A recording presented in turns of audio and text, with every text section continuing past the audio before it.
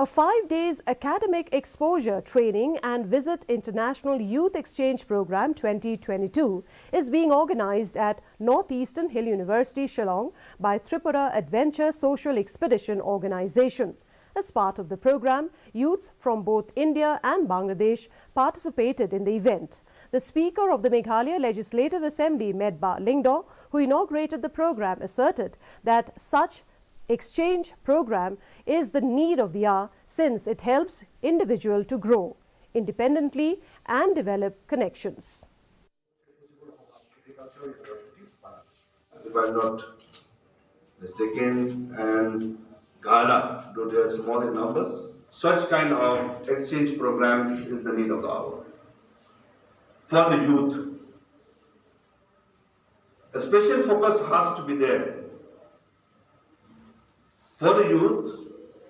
and this kind of exchange programs will help an individual to grow, and in return it is his duty bound to share